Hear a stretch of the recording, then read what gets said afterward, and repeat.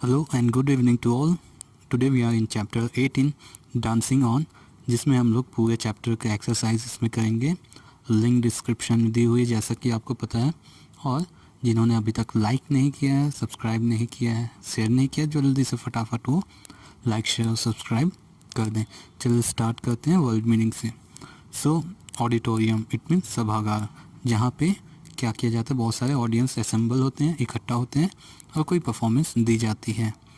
एम्प्यूट मतलब अंग विच्छेद करना, टू कट ऑफ या अलग करना, एम्प्यूटेट। वल्कनाइज ये इंग्लिश वर्ड ही है, वल्कनाइज ही बोलते हैं, जिसमें क्या किया जाता है, सल्फर के साथ में रबड़ को मिक्स करके उसको हार्ड किया जाता है, हीट ट्रीटमेंट दिया जाता है और हार्ड किया जाता है, वो स्ट्रॉन्गर बनाया जाता है। मिरेकल मीन्स चमत्कार, एन एक्ट और event that doesn't follow the law of nature, जो नेचुरल जो लॉ होता है उसको फॉलो न करके एक अलग सा चमत्कार, जो चीज़ सामान्य नहीं होता। रेसिटल यानी वादन, यानी एक परफॉर्मेंस होता है जिसमें या तो म्यूज़िक या डांस या कोई पोइट्री के द्वारा हम लोग क्या करते हैं, परफॉर्मेंस देते हैं, पब्लिक परफॉर्मेंस होता है ये। ट्रिब्यूट यानी श्रद्धांजलि, गिफ्ट दिया जाता है किसी को रिस्पेक्ट के रूप में, रिस्पेक्ट जो है वो गिफ्ट के रूप में दिया जाता है। आगे देखते हैं थ्रिल मतलब रोमांच, स्ट्रॉन्ग फीलिंग ऑफ एक्साइटमेंट और प्लेजर। उसके बाद फेथ यानी नसीब, भाग्य, जो इमेजिनरी पावर होता है, which is settle everything that is to be happened, ऐसा माना जाता है जिसके कारण सब कुछ होता है किसी इंसान की ज़िंदगी में। डब का मतलब होता है आवाज़ देना, तो replace the sound track in a different language, यानी दूसरी आवाज़ में यानी दूसरी भाषा में आवाज़ देना, डब करना। Okay, answer the following question में आते हैं, तो चलिए देखते हैं यहाँ पे। What were the strange word introduce to audience in a Washington, Washington में ऑडियंस को क्या चीज़ से इंट्रोड्यूस किया गया, कौन कौन से ये वर्ड्स थे, तो ये था alarippu, shabdam, varnam, padam. This were the strange word for the audience in the packed auditorium in the Washington, Washington में जो ऑडिटोरियम में जितने भी व्यक्ति वहाँ पे खचाखच भरे हुए थे, उन लोग के लिए ये वर्ड स्ट्रेंज यानी अजीबोगरीब थे। What did Sudha always do before her performance, Sudha अपने परफॉर्मेंस देने से पहले क्या करती थी, तो Sudha explained each item before she began her dance performance. They began to understand the bhava, emotion, raga, melody and the tala, rhythm of the Bharatanatyam. वो भरतनाट्यम के जो राग, ताल और भाव जो होता था, इमोशंस, उसको पहले एक्सप्लेन कर देती थी, ठीक है, ताकि वो उनका जो डांस काफ़ी अच्छा है और वो इससे अपना जो है परफॉर्मेंस भरतनाट्यम का स्टार्ट करती थी। थर्ड क्वेश्चन है, how did Sudha lose her leg, Sudha ने अपना पैर कैसे खो दिया। So when she and her family went to the annual pilgrimage and unfortunately she injured in a road accident due to improper treatment, infection spread on her leg and doctor was forced to amputate her right leg forcefully।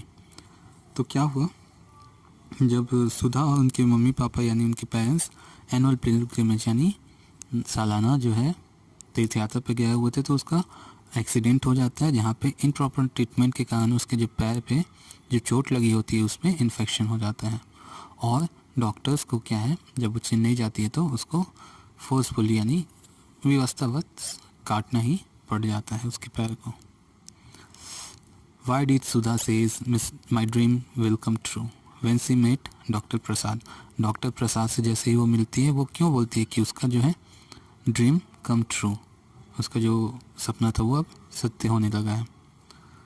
तो doctor Pramod made artificial limb called Jaipur foot which give her new hope to Sudha, जो doctor Pramod थे उन्होंने एक artificial leg का निर्माण किया होता Jaipur food के नाम से, जिसको जाना जाता है, जिसने सुधा को एक नया आशा प्रदान किया था। And she can move, run, twist, dance like normal human being, so she said my dream will come true when she met doctor Pramod. जब डॉक्टर प्रमोद से वो मिली तो उसमें जो आर्टिफिशियल लेग जब लगाया गया तो वो सामान्य आदमी की तरह दौड़ भाग, ट्विस्ट करना, ठीक है, डांस करना, ये सब कर सकती थी, कर पाएगी, ऐसा उसको पूरा विश्वास हो गया, और इसके कारण उन्होंने कहा कि मेरा जो सपना है अब साकार हो जाएगा। What was the turning point in Sudha's life, कौन सा ऐसा पॉइंट आया जब सुधा की लाइफ बहुत ज़्यादा चेंज हो गई? तो वो था सुधा's amazing success story took an interesting turn when a Hyderabad film producer decided to make a Telugu film not just based on her story but with her in the main lead. तो जब एक हैदराबाद के film producer ने उनको offer दिया कि मैं आपकी इस जो कहानी है उस पर एक फ़िल्म बनाऊंगा, साथ ही साथ उसमें आप मेन रोल प्ले करेंगी, यानी हीरोइन का जो रोल होगा वो आप ही करेंगी, तभी उनके यही जो था एक टर्निंग पॉइंट उनकी लाइफ में आया था।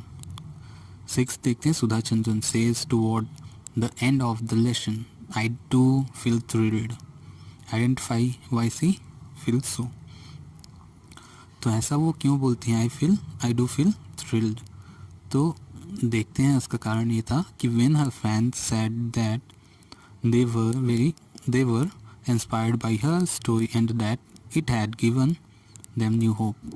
जब उनके जितने भी फ़ैन थे उन्होंने अलग अलग तरीके से माध्यम से सुधा चंद्रन को जो है कहा कि उनकी जो स्टोरी बहुत इंस्पायरिंग रही उनके लिए और उनकी ज़िंदगी में एक नई आशा की किरण लाने में उनकी स्टोरी बहुत मदद की उसकी। तो ये जो बातें हैं सुधा चंद्रन को बहुत पसंद आई और उन्होंने कहा कि आई do feel thrilled that my message has got across. तो उन्होंने कहा कि मैं बहुत ज़्यादा उत्साहित हूँ कि मेरा जो मैसेज है, मेरा जो कन्वे था वो सब तक पहुँच पाया। ठीक है। How did Sudha get the opportunity to act in a film? तो ये भी वही है, Sudha got the opportunity to film in the film when Hyderabad film producer decide to make a Telugu film not just based on her story but with her in the main lead। ठीक है, तो यही opportunity जब हैदराबाद के film producer ने दी तब उनकी life में ये अपॉर्चुनिटी यानी मौका आया था। अब देखते हैं राइट एंड रॉन्ग। तो अभी तक जितने भी वीडियोस देख रहे हैं वो फटाफट लाइक और शेयर करते जाइए। ठीक है, चलिए आगे बढ़ते हैं उसी के साथ में। इन अ रोड एक्सीडेंट, और एक चीज़ और, ये जितनी भी वीडियोस हैं शाम को 7 बजे आपको मिल जाएंगी प्रीमियर के रूप में। तो लाइव चैट है, आप कोई भी क्वेश्चंस डाउट रहते हैं तो पूछ सकते हैं, या बाद में कमेंट्स में भी आप पूछ पाएंगे। In a road accident Sudha lost her right hand, तो हैंड नहीं लेग ने था, तो ये फॉल्स होगा। Again she again come back with her new dance item, new dance item के साथ नहीं आई थी, वही जो था भरतनाट्यम उसी के साथ आई थी, तो false. She hasn't work in any film, गलत, तो इट्स ऑल्सो फॉल्स, उन्होंने फिल्म में काम किया था। She has given performance only in foreign country, सिर्फ उन्होंने फॉरेन कंट्री में दिया था, तो नहीं, इंडिया में भी उन्होंने परफॉर्मेंस दिया हुआ है। And people road that they were not inspired by the success of story, तो कोई भी इंस्पायर्ड नहीं हुआ था इनकी स्टोरी से, तो ये भी गलत है, तो सभी यहाँ पे गलत होंगे। अब देखते हैं choose the correct option. While performing Sudha wore, जब वो परफॉर्म करती थी सुधा क्या पहनती थी? Modern costume, traditional costume and western costume, तो वो क्या पहनती थी? Traditional costume. She work for the film, कौन सी फिल्म में काम की थी उन्होंने? नाचे मयूर पे। Before Sudha was 17 year of age she had given blank performance, तो उन्होंने 80 से ज़्यादा यानी मोर देन 80 परफॉर्मेंस दिए थे 17 साल से पहले, जब उनका एक्सीडेंट होने से ही पहले। Sudha made a historical come back on 28 January 1984 को उन्होंने फिर से परफॉर्मेंस दिया जब उनका आर्टिफिशियल लेग लग गया था, मुंबई में दिया था उन्होंने। And Sudha Chandran was inspired by, किनकी जो स्टोरीज है सुधा चंद्रन उनसे इंस्पायर्ड थी? That is Helen Keller. Okay, now we have to arrange this words sentences. Okay, जो ऊपर नीचे हैं कौन कौन सी चीज़ें हम लोग पढ़ें तो कौन सी सीक्वेंस में आने वाली है। तो पहला जो आया था वो है ये कि Sudha explain each item to the audience before she begins her dance, हमने पहले ही पैराग्राफ में पढ़ा है, याद होगा। सेकेंड आता है ये वाला E, Sudha receive a note of congratulation from a young girl after her performance in Washington में जब उन्होंने परफॉर्मेंस किया तो उनको बहुत सारी प्रोत्साहन दिया गया था क्योंकि वो एक यंग गर्ल थी, है ना।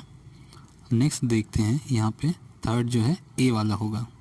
ए जो है Sudha's right leg was amputated after the road accident. Fourth आएगा आपका सी, सुधा acquired a Jaipur food and make her comeback. And fifth one is Sudha gave her first comeback recital in Mumbai. Sixth हो जाएगा जी वाला, Sudha fathers touched her feet as a token of respect. And the last one is F, Sudha acted in a Nache Mayuri, a film based on her own life. ठीक है, अब यहाँ पे हम लोग को वैकेबुलरी पार्ट में देखते हैं। तो हॉस्पिटल से जुड़ा हुआ कौन सा वर्ड होता है? डॉक्टर। इसके अलावा और कौन कौन से वर्ड जुड़ सकते हैं? तो इसको हमको लिखना है एज वेल एज स्टेट के साथ में कौन कौन से वर्ड जुड़ते हैं। जैसे कर्टन दिया हुआ है, पर्दे दिए हुए हैं, तो कौन कौन से जुड़ते हैं चलो एक बार देख लेते हैं। डॉक्टर से जुड़ा हुआ रहता है, हॉस्पिटल से जुड़ा हुआ डॉक्टर है, वैसे ही नर्स होते हैं। मेडिकल कॉर्नर यानी वहाँ पे मेडिसिन जहाँ मिलती है। आईसीयू इमरजेंसी केयर यूनिट जहाँ पे इमरजेंसी में किसी को it's a intensive care unit. ना ऑपरेशन थिएटर जहाँ पे ऑपरेशन किया जाता है।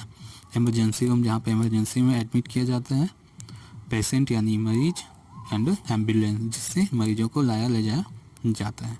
चलो स्टेज के साथ में क्या क्या वर्ड जुड़ जाते हैं? जैसे कर्टन हो गया, उसके बाद एंकर, ठीक है, होस्ट जो होते हैं, आर्टिस्ट उसमें जो रहते हैं स्टेज में, पोडियम जिसके सामने खड़े होके कोई एंकर जो है होस्टिंग करता है।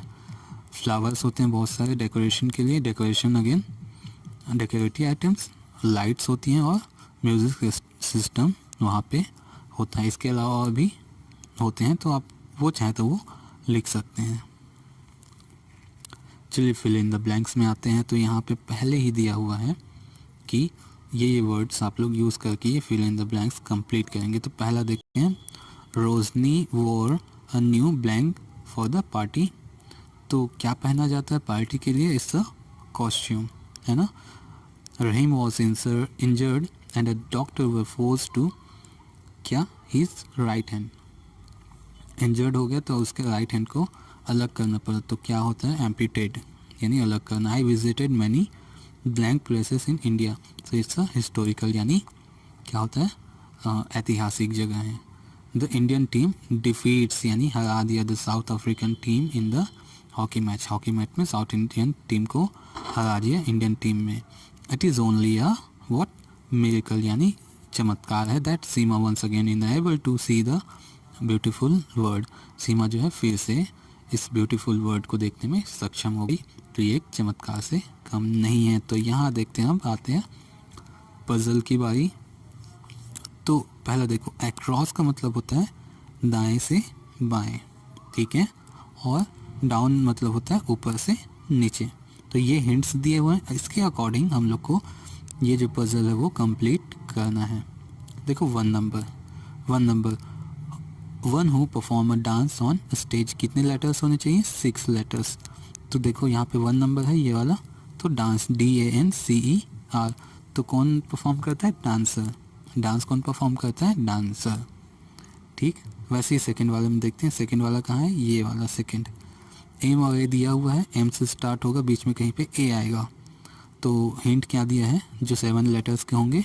N act that does not follow the law of nature, तो it's a miracle. Okay fine. Third वाला देखते हैं, कंप्लीट सक्सेसफुली, 11 लेटर्स का होना चाहिए। थर्ड कहाँ है? यहाँ पे, जिसमें ए होना चाहिए, ए से स्टार्ट होगा, तो इट्स अ अचीवमेंट। जो चीज़ें हम लोग कंप्लीट सक्सेसफुल होता है यानी कोई भी चीज़ अचीव कर लेना, प्राप्त कर लेना। फोर्थ वाला कहाँ पे है? वो है यहाँ पे। तो to cut off a part of body, 8 letters होने चाहिए, किसी को अलग करना, तो इट्स अ किसी बॉडी पार्ट को अलग करना क्या कहलाता है? एम्प्यूटेट। फिफ्थ वाला देखते हैं, फिफ्थ, अब ये डाउन दिया हुआ है तो ऊपर से नीचे आएंगे, ठीक है। ए है, आई है, ई आना चाहिए उसमें, है ना। ई यहाँ से मिल गया, तो हिंट क्या है? People who come to see a performance, तो कौन देखने आता है परफॉर्मेंस को? It's a audience. 6 वाला कहाँ है? ये रहा। टी और टी, 2 वर्ड इसमें ऑलरेडी मिलेंगे, टी से स्टार्ट होनी चाहिए। तो शोइंग रिस्पेक्ट, किसी को रिस्पेक्ट देने यानी tribute. And the 7th one is surprising, so it's a amazing, ठीक है।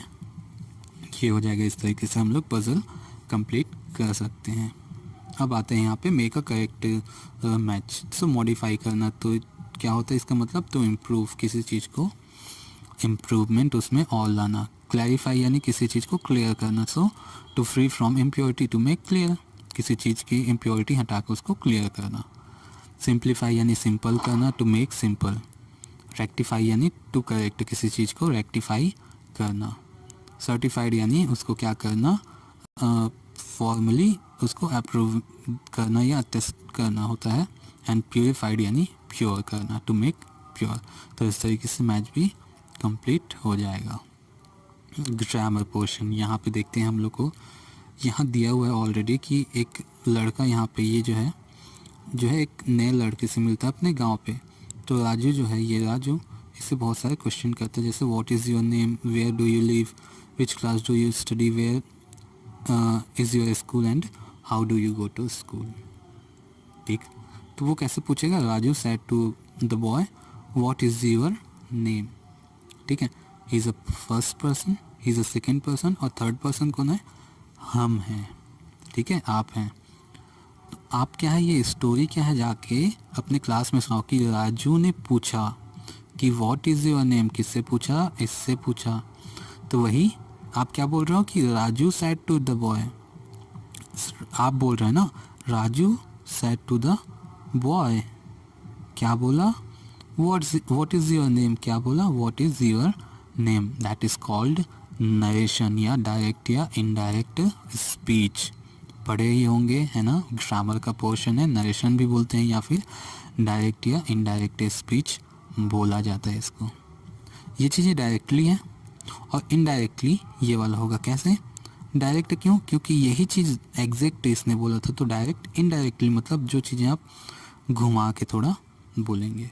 जैसे Raju asked to the boy what his name was, तो उसने राजू से पूछा और कहा कि what is your name was, आपका नाम क्या है। ठीक है, तो इस तरीके से देखते हैं ये कैसे बनेगा आगे। तो इसमें नोटेशन वाली बात यह है कि डायरेक्ट स्पीच का जो है हमेशा इंट्रोगेटिव फॉर्म में यानी प्रश्नवाचक होता है। डायरेक्ट स्पीच जो है इंट्रोगेटिव प्रोनाउन से स्टार्ट होता है। उसके बाद देखो interrogative pronoun is use to join the direct and indirect speech, दोनों को जोड़ने में प्रोनाउन का यूज़ होता है। जैसे वॉज वेयर, है ना, वो इंट्रोगेटिव प्रोनाउन कहा जाता है उनको। Interrogative sentence is change into the simple sentence, simple sentence में वो चेंज हो जाता है, प्रश्नवाचक नहीं रहता। एंड ये क्या हो जाएगा, पास्ट फॉर्म को हमेशा किया जाता है, प्रेजेंट फॉर्म को हमेशा पास्ट में ही दिखाया जाता है क्योंकि वो पास्ट में हो चुका है ऑलरेडी, है ना। ठीक है, तो चलो बना लेते हैं। देखो यहाँ पे ये जो है इनडायरेक्ट हमेशा क्या होगा, सिंपल फॉर्म में होगा। और ये जो प्रोनाउन है आपका इंट्रोगेटिव प्रोनाउन, वो कनेक्टिंग वर्ड के रूप में यहाँ पे यूज़ हुआ है। देखो Raju said to the boy where do you live, है ना, ये पूछा था ना उसने, वेयर डू यू लिव। ये आप क्लास में बता रहे हैं, आप थर्ड पर्सन है और फर्स्ट और सेकंड के बीच में जो बातें हुई हैं उसको बताते हैं, यही कहलाता है आपका नरेशन, यानी किसी को सुनाना, पुरानी कहानी या स्टोरी को, है ना, या किसी के द्वारा कहे गए कथनों को पुनरुच्चारित करना कहलाता है नरेशन, या डायरेक्ट या इनडायरेक्ट स्पीच के नाम से जिसको जानते हैं। तो ये हो जाएगा Raju ask the boy where you lived. ध्यान देंगे जो प्रेजेंट कंटिन्यूअस होगा वो हमेशा पास्ट, प्रेजेंट इंडेफिनिट होगा, so it's a present simple, तो हमेशा पास्ट सिंपल में चेंज हो जाएगा। ठीक, यहाँ देखो फिर से, which class do you study, so Raju ask the boy which class you studied. Raju said to the boy where is your school, Raju ask the boy where his school was.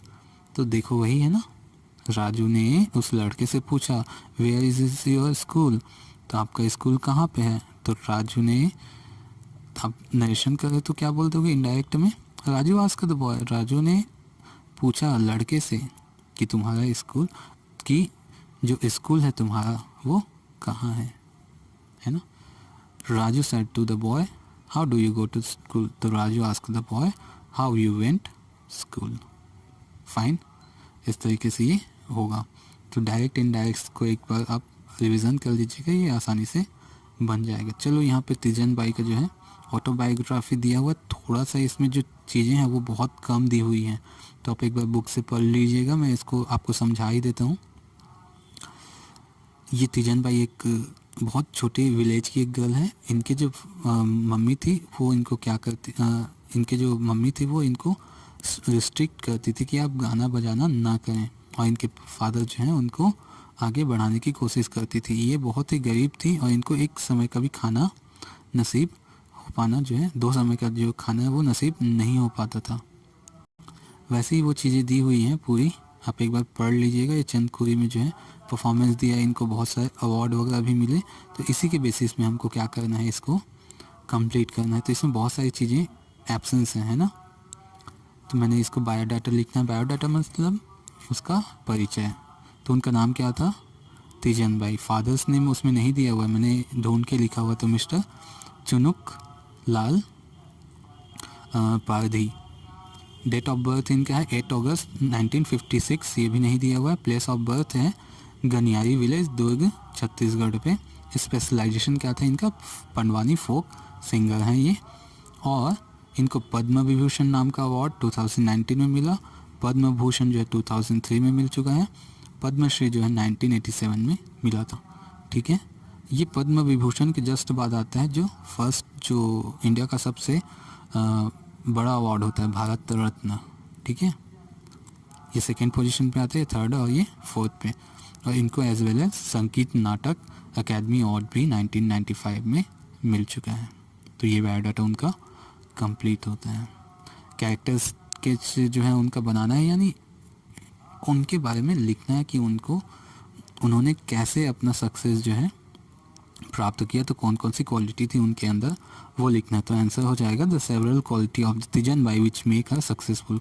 ऐसी कौन सी क्वालिटी थी जो उनको सक्सेसफुल बनाने में उनकी मदद की। तो ये था सी वॉज डेडिकेटेड टू हर गोल, वो अपने लक्ष्य के लिए पूरी तरीके से समर्पित थी। She never give up whether her mother not supporting her, वो उन्होंने अपना जो है कर्म जो है कभी या जो है उन्होंने कार्य करना नहीं छोड़ा या अपने गोल को पाने के लिए आशा नहीं छोड़ी। और the condition of her family not according to her, भले उनकी फैमिली की कंडीशन, उनकी मम्मी जो है उनके साथ नहीं थी, पर उन्होंने हार नहीं मानी। She believe on her self and decided her goal in early age, और उन्होंने अपना जो गोल था पहले ही डिसाइड कर लिया था और वो अपने आप पे बहुत बिलीव करती थी। एक्टिविटी देखते हैं, यहाँ पे काफ़ी अच्छी स्टोरी है, एक बार बिल्कुल पढ़िएगा, पेज नंबर 154 पे है। तो मैं चलो पढ़ लेते हैं। A boy went to a pet shop buy a puppy, there were 4 puppy sitting together, the price of each of them is 50, there was a white puppy sitting alone in the corner. एक लड़का जो है एक puppy shop में जाता है जहाँ पे कुत्ते बेचे जाते हैं, छोटे बच्चे। तो 4 वहाँ पे पपी जो हैं 4 एक साथ बैठे हुए थे, जिनका एक का कीमत 50 रुपये था। लेकिन वहीं एक किनारे पे एक 5वां पपी अकेला बैठा हुआ था, वाइट कलर का। देखते हैं, बॉय ने पूछा is that white puppy is for sale. तो उसने पूछा कि ये जो वाइट वाला जो पपी है वो क्या जो है बेचने के लिए है, फॉर द सेल। शॉपकीपर ने बोला it is lame, it not for sale, यह जो है लंगड़ा है, ये बेचने के लिए नहीं है। बॉय ने बोला what will you do with this one, आप इनके साथ क्या करेंगे। शॉपकीपर ने बोला नथिंग, कुछ नहीं। बॉय ने बोला can I play with the puppy, क्या मैं पप्पी के साथ जो है कुत्ते के बच्चे के साथ खेल सकता हूँ। शॉपकीपर ने बोला श्योर, बिल्कुल। The boy played with the puppy some time, the puppy licked the boy and played with him and both of them become friend. बच्चे ने उस जो है छोटे से कुत्ते के बच्चे के साथ बहुत देर तक खेला, टाइम बिताया। जो कुत्ते के बच्चे तो उसको चाटता भी है, बच्चे जो हैं ऐसा करते हैं ना डॉगिस, और उसके साथ काफ़ी देर तक खेला और दोनों दोस्त बन गए। बॉय ने बोला sir I want to buy this puppy, मैं इसको ख़रीदना चाहता हूँ। शॉपकीपर ने बोला but that is not for sale, यह तो बेचने के लिए नहीं है बच्चे। तो but the boy kept repeating the same question, तो बॉय ने बार बार वही क्वेश्चन रिपीट करने लगा कि प्लीज़ इसको बेच दीजिए, इसको सेल कर दीजिए। तो फाइनली द शॉपकीपर एग्रीड, जो शॉपकीपर था लास्ट में एग्री हो गया। The boy checked his pocket, boy ने अपना जो पॉकेट चेक किया। ही हैड ओनली 40 रुपीज़, तो उसके पास सिर्फ 40 रुपीज़ थे।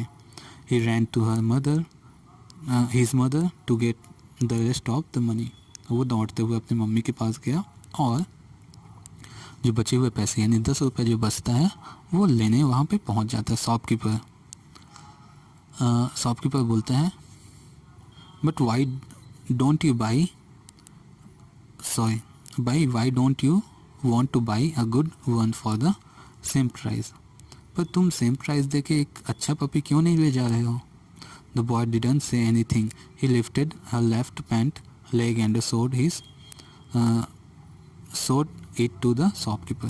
बॉय ने कुछ नहीं बोला, उसने सिर्फ अपने लेफ्ट पैंट का जो पैंट होता है, लेफ्ट पैर का जो पैंट होता है उसको ऊपर उठाया और दिखा देता है शॉपकीपर को। He was wearing a brace, ठीक है, वो एक जो है ब्रेस यानी एक जो होता है, ये एक मेटल का सपोर्ट होता है जो वीक लेग होते हैं यानी कमज़ोर जो पैर होता है उसमें पहनाया जाता है ताकि वो चल सके, मूव कर सके, ठीक है। तो मतलब वो खुद भी क्या था, एक तरीके से कमज़ोर था एक पैर से। तो आप समझ चुके होंगे कि उसने उसको क्यों ख़रीदा, क्योंकि वो उसकी भावना को समझ सकता है और साथ ही साथ उसको ये फील हुआ कि ये जो डॉगी है उसके लिए सही है, क्योंकि वो भी भाग नहीं सकता और वो भी भाग नहीं सकता। तो दो यहाँ पे मीनिंग्स आते हैं, लेकिन मेन मीनिंग है उसकी फीलिंग्स को उसने समझा। तो क्वेश्चन आंसर है इसके बेसिस पे, what was the colour of the puppy sitting in the corner, जो कॉर्नर बैठा हुआ था उस पपी का कलर क्या था? तो it's a white colour. The colour of the puppy sitting in the corner was white in colour. How many puppies were there in the shop, total कितने पपी थे? There were the total 5 puppies in the shop, 4 अलग थे और एक वो मिला के है ना। Why did the shopkeeper said that the white puppy did was not for the sale, shopkeeper ने क्यों बोला कि वो सेल के लिए, बेचने के लिए नहीं है? क्योंकि the white puppy was lame, वो लंगड़ा था। So shopkeeper said that this is not for sale, यह बेचने के लिए नहीं है। For how much money did the boy buy the lame puppy, कितने पैसे ने उसने उस लंगड़े जो डॉगी पपी को खरीदा था? Mention the word given in the clue, मतलब क्लू पे दिया हुआ है। तो it's a 50 rupees. Okay, the boy buy the lame puppy in 50 rupees. How much money did the boy bring from her mother, उसके पास 40 थे तो उसने कितना लाया? सिर्फ 10 रुपये। The boy brought 10 from the his mother. Why do you think the boy want the lame puppy, तो इसका कारण 2 है, मैंने बताया, जैसे कि the boy weak from his legs so he could not move so fast as well as he feel the pain of the lamb puppy, so he bought the lamb puppy। वो खुद भी दौड़ नहीं सकता था और साथ ही साथ उसको मेनली फील हुआ उसका दर्द जो है, क्योंकि वो खुद भी क्या था, थोड़ा एक पैर से कमज़ोर था, ठीक है। अब यहाँ आता है प्रोजेक्ट, यानी collect some picture of the famous artist in your locality and make a list of the name and their related art. तो अपनी लोकेलिटी में जितने भी आर्टिस्ट हैं उनके जो आर्ट्स के बारे में उनका नाम खोजिए, उनसे रिलेटेड आर्ट कौन कौन से हैं वो परफॉर्म करते हैं, तो उसके बारे में आपको लिखना है। तो आप अपने आसपास की जगह पे जो भी हैं उनके बारे में आप लिख सकते हैं, ठीक है। तो ये वीडियो यहीं पे क्लोज़ होता है। आपने फटाफट अभी तक लाइक नहीं किया तो लाइक कीजिए और अपने दोस्तों के साथ शेयर कर दीजिए। सब्सक्राइब नहीं किया तो फटाफट सब्सक्राइब करके सपोर्ट कीजिए और कल शाम 7 बजे का वेट कीजिए। नेक्स्ट जो है इसकी वीडियोस जो है लेसन 18 वो आपको 19 वो आपको मिल जाएगा। सुबह bye, take care and good bye.